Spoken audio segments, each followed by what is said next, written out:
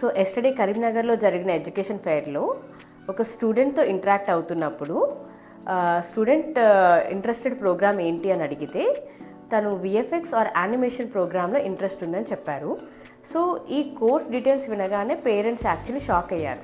So ఎందుకు sir ఇలా shock అయ్యారు అని అడిగితే, లేదు మేడం, మేము ఇప్పటి వరకు ఇక్కడున్న చాలా స్టాల్స్కి వెళ్ళాము, ఇన్ఫర్మేషన్ అంతా మేము data science and AI related programs గురించి గ్యాదర్ చేశాము. సో అప్పుడు పేరెంట్స్కి మనం ఏం చెప్పామంటే, జనరల్గా స్టూడెంట్కి కౌన్సిలింగ్ చేసేటప్పుడు ఎప్పుడైనా సరే మేము స్టూడెంట్కి ఫస్ట్ అడుగుతాం మేడం ఏ కోర్స్ ఇంట్రెస్టెడ్ ఉంది అని చెప్పేసి, సో దట్ మాకు స్టూడెంట్ ఇంట్రెస్ట్ ఏంటి అన్నది అర్థమవుతుంది అండ్ రిక్వైర్మెంట్స్ కూడా మేము కరెక్ట్గా చెప్పగలుగుతాము. And financial requirements and budget గురించి వచ్చేసి పేరెంట్స్తో డిస్కస్ చేస్తాము.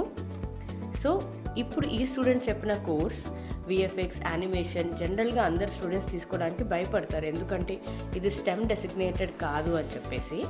కాకపోతే మీరు ఆల్రెడీ యూఎస్ఏ ఇంట్రెస్టెడ్ అని చెప్పారు కాబట్టి యూఎస్ఏలో స్టెమ్ డెసిగ్నేటెడ్ ప్రోగ్రామ్స్లో కూడా ఆర్ట్స్ అంటే ప్యూర్ ఆర్ట్స్ కాదు మేడం, కాకపోతే animation programs with some technical content ఉన్నవి స్టూడెంట్ చేస్తే కనుక స్టెమ్ డెసిగ్నేటెడ్లో తనకి 3 years ఓపీటీకి ఎలిజిబుల్ అవుతారు. సో ఇనిషియల్గా పేరెంట్స్ షాక్ అయ్యారు స్టూడెంట్ చెప్పిన కోర్స్ విని. కాకపోతే మనం కౌన్సిలింగ్ చేశాక పేరెంట్స్కి కూడా అర్థమైంది స్టూడెంట్ ఇంట్రెస్ట్ ఏంటని చెప్పేసి.